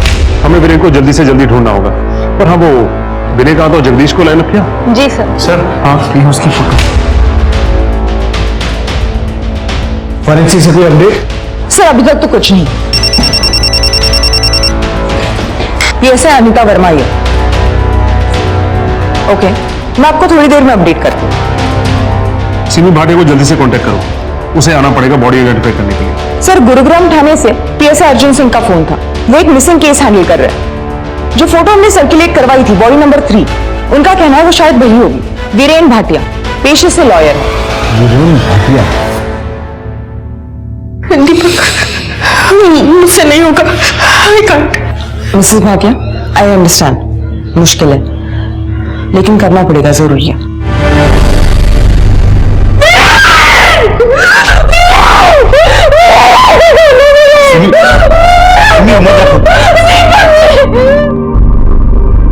सर इस पोस्टमार्टम रिपोर्ट में जो भी पॉसिबिलिटी निकली थी वो तो कंफर्म होती है ना कि सब में एक ही मर्डर है, वरना तीनों बॉडीज एक ही जगह दफन क्यों होती? एक मर्डर और एक मोटिव। आपने किसी सस्पेक्ट को नैरो डाउन किया है? सर, हम पर्सनल एंगल टटोल रहे थे। विक्टिम का एक दोस्त भी है, दीपक रेजा। मैं वीरेन को भला कुछ क्यों करूंगा? जस्ट बिकॉज वो लापता है या कोइंसिडेंटली मैं आउट ऑफ सिटी गया हुआ था? तेरा और विलेन का झगड़ा होना और उसका अपनी बीवी से दूर रहने को कहना, और उसके बाद अचानक से वो गायब हो गया और अगले दिन तू गायब हो गया, और ये सब कोइंसिडेंस है? हाँ, गया था सर, मेरी अपनी कुछ पर्सनल प्रॉब्लम चल रही है, इसलिए शहर से दूर चला गया था। कौन सी पर्सनल प्रॉब्लम? मेरा ब्रेकअप हो गया था मेरे पार्टनर से। पार्टनर? वो सिमी? सिमी? सर आप क्या कह रहे हैं? सिमी और मेरा अफेयर? इम्पॉसिबल। क्यों? बिकॉज आई एम की। क्या? मेरा एक बॉयफ्रेंड है, आई मीन मेरा एक बॉयफ्रेंड था, हम दोनों का ब्रेकअप हो गया है। इन सब बातों से परेशान होकर मैं आउट ऑफ सिटी चला गया था, और जिस झगड़े की आप बात कर रहे हैं ना सर, वो बीच से जुड़ा हुआ है। मैं जो हूं वो हूं, ये मेरी पर्सनल चॉइस है। कौन सी चॉइस? ये नपुंसक बनने की चॉइस? बकवास बंद कर। चुप हट, तू बीमार है समझा? इलाज करवाओ अपना, और फोन में मत करना सिमी को, समझा? और सर जिस फोन कॉल की आप बात कर रहे हैं ना, जो कॉल मैंने सिमी को किया था सर, मैंने उसे ये बताने के लिए कॉल किया था कि मेरा ब्रेकअप हो गया है। पर जब उसने कॉल उठाया तो वो अपनी एनिवर्सरी को लेकर इतनी एक्साइटेड थी कि मैं उसे कुछ बता भी नहीं पाया। मुझे लगा खामखाम वो परेशान हो जाएगी, मैंने बस उसे एनिवर्सरी विश किया और फोन रख दिया। और अगली सुबह मैंने अपना बैग पैक किया और दूर शहर से चला गया, अपना फोन भी स्विच ऑफ कर दिया। सर, हमें लगा दीपक का वीरेन की बीवी के साथ अफेयर है, लेकिन सर हमने वेरीफाई किया ऐसा कुछ भी नहीं है। सर, ये जो दीपक है वो गे है और उसका एक बॉयफ्रेंड भी था। सर, वीरेन को जब दीपक के बारे में पता चला तो उनमें काफी गाली गलौज हुई, लड़ाई झगड़ा हुआ, और वीरेन ने उसे काफी ह्यूमिलेट भी किया। ह्यूमिलिएशन? वीरेन को मारने का मोटिव तो मिलता है, लेकिन बाकी के दोनों को क्यों? अनलेस दीपक इन दोनों को भी जानता हो और इन दोनों ने भी दीपक को इंसल्ट किया हो या किसी वजह से उकसाया हो। सर लेकिन यहाँ क्यों, फरीदाबाद में क्यों? वो तो उसे गुरुग्राम में मार के ही दफन कर सकते थे। दीपक का फरीदाबाद से कोई कनेक्शन?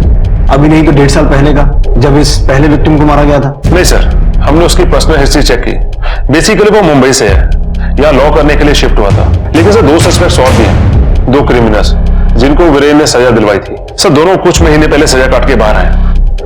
बस सर वही 2 हैं। सर इस केस के रिगार्डिंग कोई भी असिस्टेंस की जरूरत होगी तो प्लीज मुझे बताइएगा। Sure, thank you so much. Thank you sir. मेरे शोर मिले, मेरे हाथ में मिले। सबा हम कोशिश कर रहे हैं। कोशिश? फिरोज की वजह से भी सही हुआ था, पुलिस ने कोशिश की थी और थोड़ी देर के बाद केस बंद कर दिया था। अगर इस बार भी ऐसा हुआ तो मैं उन्हें खो नहीं सकती साहब, कुछ करिए।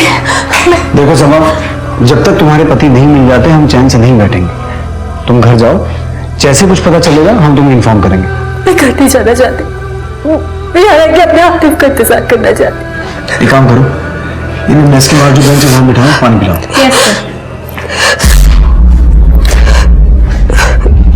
मैंने इसके पहले पति की फाइल्स मंगवाई थी, क्या हुआ उसका? सर मैंने उनसे कांटेक्ट किया है, फाइल्स आ जाएंगी। अंडरस्टैंड वर्मा, वो फाइल्स आएंगी तो हमें इस केस के बारे में इंफॉर्मेशन मिलेगी। अगर बाई चांस सबा ने उन फाइल्स में अपने पहले पति के बारे में वही सब बताया है जो अभी वो अपने दूसरे पति के बारे में बता रही है, तो हमें यह समझ में आएगा कि एक पैटर्न है जिसे वो बार बार फॉलो करती है, और आतिफ अंसारी नाम का कोई इंसान है ही नहीं। और अगर ऐसा नहीं है तो हमें यह समझ में आएगा कि बार बार सबा को टारगेट किया जा रहा है। ये कोइंसिडेंस नहीं हो सकता ना? Yes sir, you are right. I am sorry, मैं उन्हें कांटेक्ट करती हूँ और फाइल इमीडिएटली लाती हूँ। अभी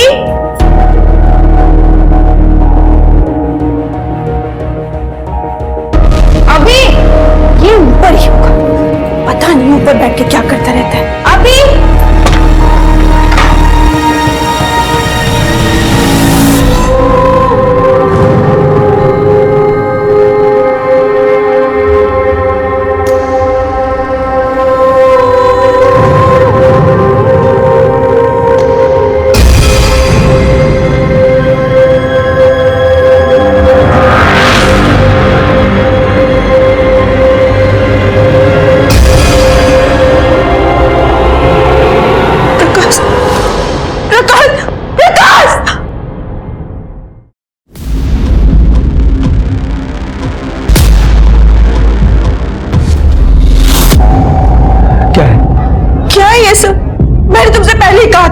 अभी किसी से दोस्ती नहीं करता, कहीं बाहर खेलने नहीं जाता। तुम्हें अजीब नहीं लगता ये सब? कहीं हमारा अभी उसकी दिमागी हालत। क्या बकवास कर रही हो तुम? पागल हो गई हो? ये सब मुझे टाइम पास के लिए किया होगा, कोई प्रॉब्लम नहीं है उसके साथ, कोई फेज होगा, और ऐसे फेज सभी गुजरते हैं। इतना बवाल करने की क्या जरूरत है? मैंने कभी किसी बच्चे को ऐसे करते नहीं देखा है। फिर वही अभी नॉर्मल है, दूसरे बच्चों की तरह। माँ हो या दुश्मन, ये सब सोचोगे ना तो डीमोरलाइज हो जाएगा। और तो और बाहर के लोग क्या सोचेंगे? पागल कहेंगे। स्टेम मिल जाएगी जिंदगी भर के लिए। रुक, तुम उससे कुछ मत कहना, मैं उससे बात करता हूँ, सब ठीक हो जाएगा। ओके?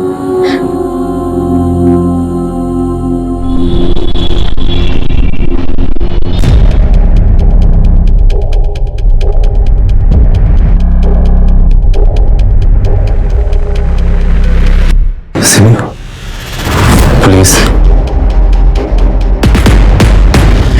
सर, मैंने दिल्ली से कॉलेज कंप्लीट किया है, वहीं मेरी सिमी से मुलाकात हुई थी, लेकिन आप ये सब। और फरीदाबाद?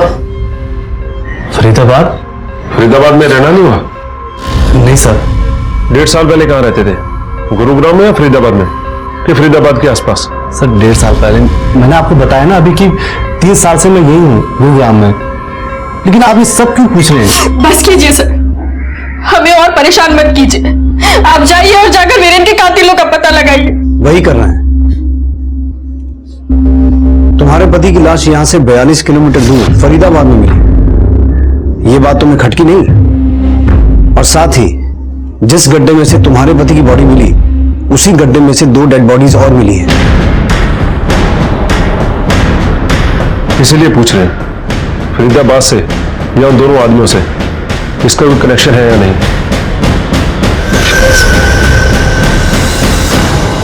सिंह, तुमने जिन 2 क्रिमिनल्स के बारे में बताया था जिनकी वीरेन से दुश्मनी हो सकती है, क्या नाम थे उनके? विनय कांत एंड जगदीश। उन्हें तोड़कर देखो, हो सकता है उनमें से किसी का कनेक्शन बाकी मिली 2 डेड बॉडीज में से किसी के साथ हो। माना 1.5 साल पहले वो जेल में थे, पर इन लोगों के कनेक्शन अच्छे खासे होते हैं, किसी और से मर्डर करवाया होगा। जेल से निकलने के बाद कहां कहां गए, क्या क्या किया, सब कुछ पता करवाओ, और जहां जहां गए उन एरियाज में अगर कोई गुमशुदगी के या अनसॉल्व मर्डर केसेस हैं, सब कुछ ढूंढ निकालो। उनमें से एक बंदा वही है फरीदाबाद में, जगदीश पंडित। अच्छा जी सर। वर्मा, फंसाइए हमको, हम तो खड़े हैं कि हमको कोई फंसाए।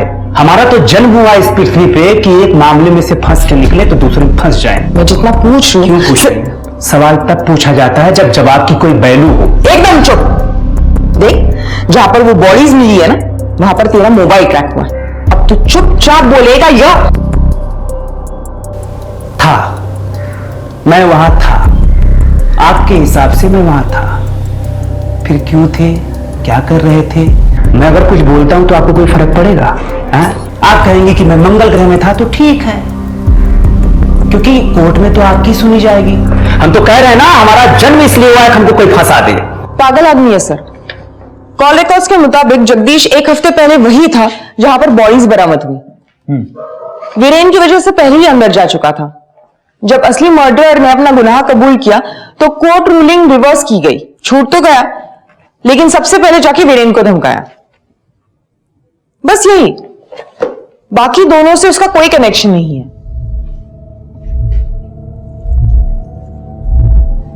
क्या हुआ सर? ये वही रिंग है ना जो हमें एविडेंस में मिली थी? ये तो वही सभा का पहला पति फिरोज, जो फाइल्स तुम लेके आई मैं वहीं पढ़ रहा हूं। इसका मतलब ये हुआ कि जो 3 डेड बॉडीज हमें मिली हैं, उनमें से एक डेड बॉडी सभा के पहले पति फिरोज की हो सकती है। ये देखो, सभा के पहले पति को गायब हुए 1.5 साल हुआ है। 1.5 साल हो गए लापता हुए? उसे गायब हुए तो 1.5 साल हो गया ना। और पोस्टमार्टम रिपोर्ट के मुताबिक पहला आदमी जो मरा था वो भी 1.5 साल पहले ही मरा था। मतलब टाइमलाइन भी मैच होता है। Yes sir. सभा है ना बाहर? सर, वो डेड बॉडी फिरोज की है, इस बात को कंफर्म करने के लिए हमें डीएनए एविडेंस की जरूरत पड़ेगी। और आतिफ नाम का सभा का कोई पति है भी या नहीं, इस बात को कंफर्म करने का अच्छा मौका है हमारे सामने। अगर सभा के पास अपने पति की कोई ऐसी चीज है जिससे डेड बॉडी का डीएनए मैच करवा के देख सकें, तो इससे यह साबित हो जाएगा कि वो डिल्यूजनल है और जिस खोए हुए पति की बात कर रही है वो फिरोज ही है और कोई नहीं। सर, हमें तुम्हारे पति की कोई चीज चाहिए जो वो इस्तेमाल करते थे। कंघी, टूथब्रश, ऐसा कुछ है तुम्हारे पास?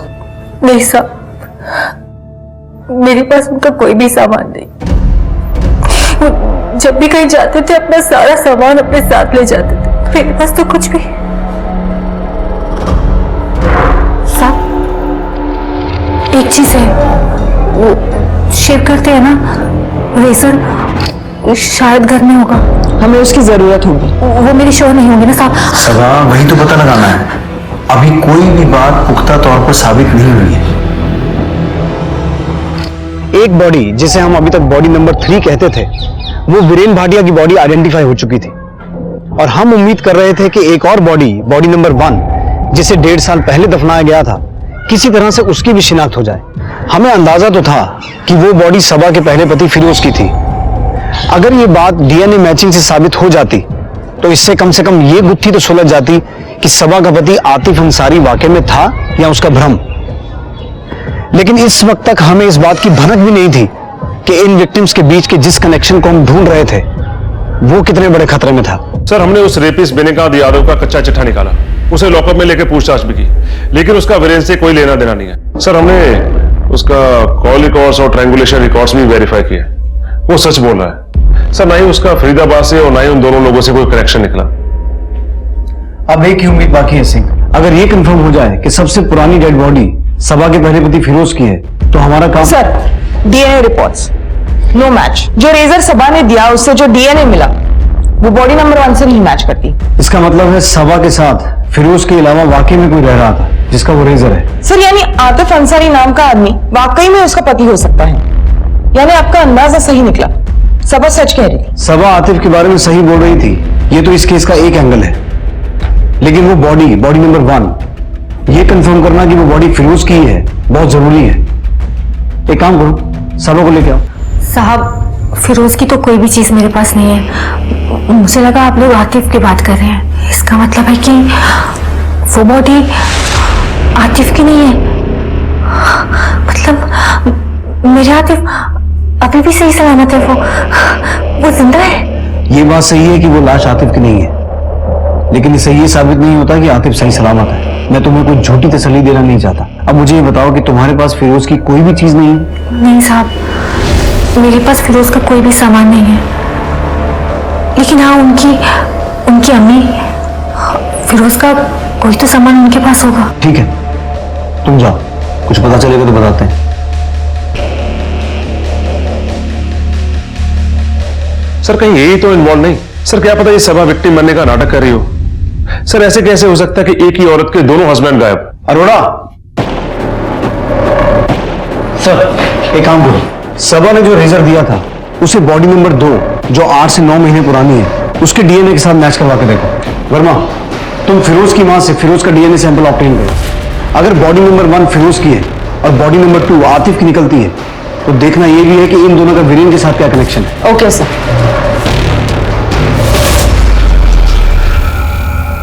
सर फिरोज की मां के डीएनए से बॉडी नंबर 1 का डीएनए मैच हो गया। इसका मतलब वो बॉडी फिरोज की है। और सर बॉडी नंबर 2 का डीएनए आतिफ के डीएनए से मैच नहीं हुआ। इसका मतलब वो किसी और ही की बॉडी है जो अभी तक इस केस में सामने नहीं आया। सर अब क्या सबा और सिमी के बीच कोई लिंक है? सर हमें सबा और आतिफ से जुड़ी और भी इंफॉर्मेशन निकालनी होगी। सर आतिफ का कुछ ना कुछ बैकग्राउंड तो जरूर होगा। सबा और सिमी दोनों एक ही एज की हैं। दोनों की फैमिली वगैरह कुछ नहीं है। करेक्ट। बेसिकली इन दोनों का प्रोफाइल एक जैसा है। एक डेड बॉडी फिरोज की है, दूसरी डेड बॉडी वीरेन की है। और डीएनए रिपोर्ट से यह साबित हो चुका है कि तीसरी डेड बॉडी आतिफ की नहीं है। अगर इस पैटर्न को लॉजिकली देखा जाए तो तीसरे आदमी की भी बीवी होनी चाहिए। आना नहीं, मार दूंगी।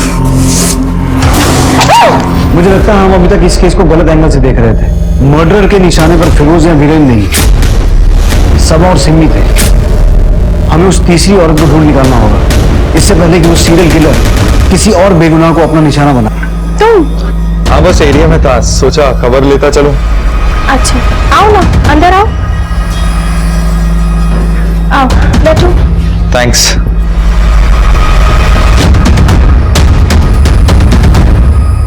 ये तुम्हारे हाथ को क्या हुआ? कुछ नहीं, ऐसे ही। इन आदमियों को ध्यान से देख के बताओ, तुमने इन्हें कभी देखा? जी नहीं। इनको कभी आतिफ या फिरोज के साथ देखा हो? सबा, मुझे आतिफ के बारे में सब कुछ बताओ। मुझे जितना पता था मैं आपको पहले ही बता चुकी हूँ। मैंने आपसे कहा ना कि आतिफ हमेशा हमेशा अपने आप में रहते थे। जब मैं आतिफ के स्केच को देख रहा हूं मुझे ऐसा लग रहा है कि मैंने इस आदमी को कहीं देखा है और हाल फिलहाल में देखा है। धीरज रखो सिमी, तुम अकेली नहीं हो, मैं हूं ना। तुम मुझे शुरू से बताओ, तुम आतिफ को पहली बार कहां मिली थी, कैसे तुम्हारा मिलना जुलना बढ़ा, कैसे उसने तुम्हें शादी के लिए प्रपोज किया, सब कुछ। फिरोज के साथ ही मैं आतिफ से पहली बार मिली थी। आतिफ की सालगिरह पर हम लोग होटल में खाना खाने गए थे। उसके बाद हमारी मुलाकातें बढ़ती गई और फिरोज के गायब होने के 2 हफ्तों बाद आतिफ ने मुझे पहली बार बताया कि वो मुझे पसंद करते हैं। और उसके बाद जब पुलिस ने केस बंद कर दिया तो। 1 मिनट, क्या कहा तुमने? फिरोज के गायब होने के 2 हफ्ते बाद आतिफ ने कहा कि वो तुमसे प्यार करता है? जी। वर्मा सिंह, वीरेन को गायब हुए 2 हफ्ते हो चुके हैं। सिमी कहाँ है? सिमी को फोन लगाओ। जी सर। सर बेल जा रही है लेकिन वो फोन नहीं उठा रही। आई थिंक मैं जानता हूं कि मैंने इस आदमी को कहां देखा है। सिंह, तुम सिमी के घर निकलो। जी सर। वर्मा, तुम स्केच आर्टिस्ट को बुलाओ। क्विक। Okay sir.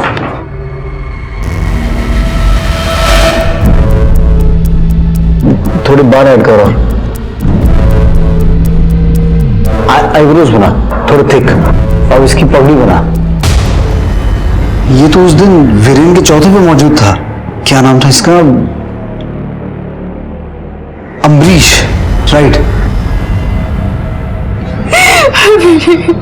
सब ठीक हो जाएगा। क्या ठीक हो जाएगा? अपने ठीक होने के लिए अब बचा भी क्या है? मेरे तो सब कुछ भी नहीं था, कोई फैमिली भी नहीं है। मैं वीरेन के बिना बिल्कुल अकेली हो गई हूँ। बिल्कुल अकेली। अकेली नहीं है, हम सब हैं आपके साथ। आपको कभी भी किसी भी चीज की जरूरत पड़े, मन हल्का करने के लिए अगर आप बात लो तब तक चाय पी लो, जरा में आराम मिलेगा। आप सभी लोगों का बहुत बहुत धन्यवाद, आप लोग यहाँ आए।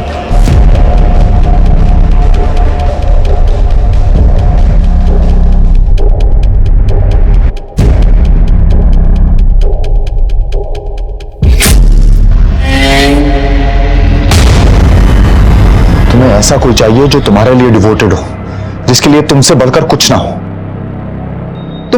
तुम जानती हो मैं तुमसे कितना प्यार करता हूँ। मैंने क्या क्या किया तुम्हारे लिए। I love you Simi. Hamish, ये क्या बकवास कर रहे हो?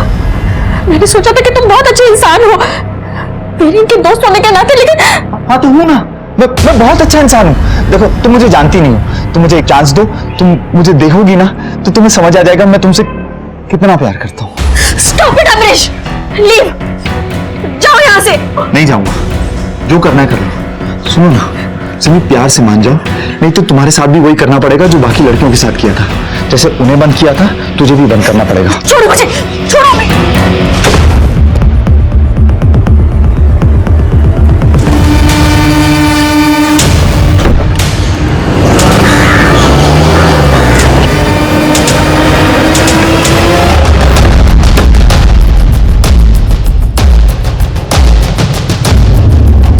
तुम जल्दी से पिछली तरफ देखो।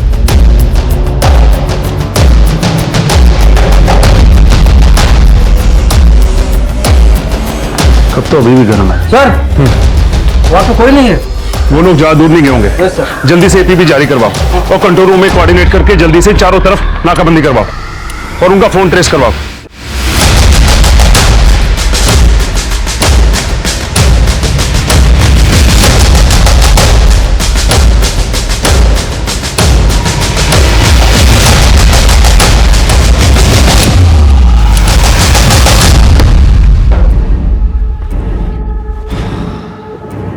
हो गया, कर दिया ना सब खराब।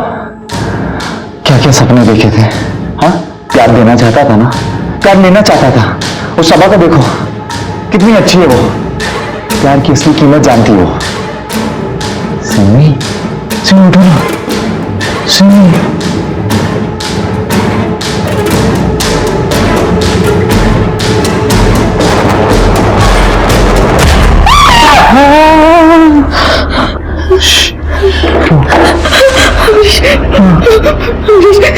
तुम चुप बोलोगे वो करूंगी, प्लीज मुझे घर जाने दो। मैं तुम पे ट्रस्ट नहीं कर सकता। बोलो ना, बोलो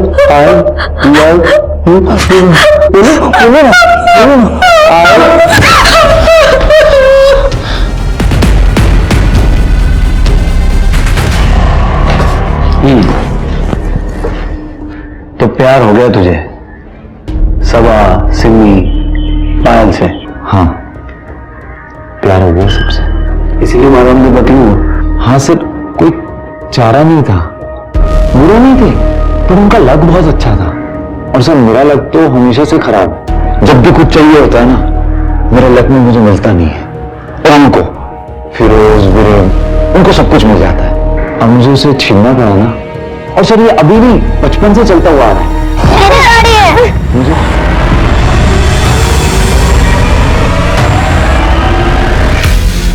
सबा को पहली बार देखा ना तो मुझे प्यार हो गया। तो मैं अभी से आतिफ बन गया। सब कुछ अच्छा चल रहा था सर, मैं और सबा। सर फिर मैं पायल से मिला, फिर पायल से प्यार हो गया, और फिर तुझे सिमी से भी प्यार हो गया। सर उसी के चक्कर में तो ये बना।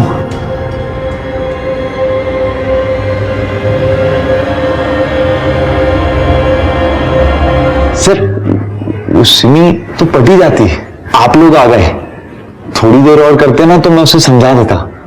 वो समझ जाती कि मैं उससे कितना प्यार नहीं, तेरा पागलपन है ये। अब इसी पागलपन के चलते जिंदगी भर जेल में सड़ेगा तू।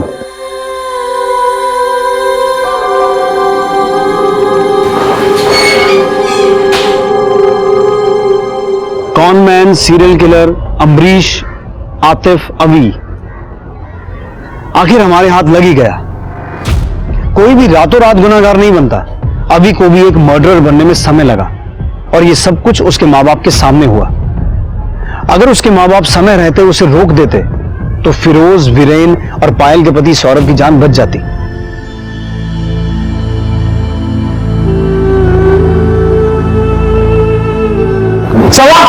सवा में पता तो आओगी। क्यों किया तुमने ऐसे मेरे साथ? बोल, क्यों किया? क्यों नहीं फिरोज की जान?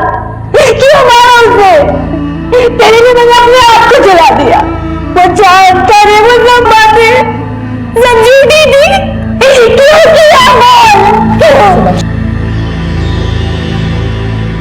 काश पहली बार किसी का कुछ छीनने पर अभी के माँ बाप ने उस पर हंसने की बजाय उसे समझाया होता, समय रहते उसकी बिगड़ती दिमागी हालत का इलाज करवाया होता। काश सबा का प्यार इतना अंधा ना होता तो ये सब कुछ होता ही नहीं। आपकी फैमिली के लोगों में, आपके आसपास आपको कोई भी ऐसी अजीब चीज नजर आए तो आंखें बंद मत कीजिए, मुंह मत मोड़िए, उसे ध्यान से देखिए, समझिए और अगर जरूरत पड़े तो आवाज उठाइए, सवाल कीजिए। कल आपकी यही सतर्कता कई जाने बचा सकती है। अब मैं इंस्पेक्टर विक्रम ठाकुर आपसे विदा लेता हूं। आपसे जल्द मुलाकात होगी एक नए केस के साथ। तब तक देखते रहिए क्राइम पेट्रोल 10 तक। मकसद बताना नहीं, बचाना है। क्राइम पेट्रोल के ऐसे ही मजेदार एपिसोड्स देखने के लिए हमारे चैनल को सब्सक्राइब करें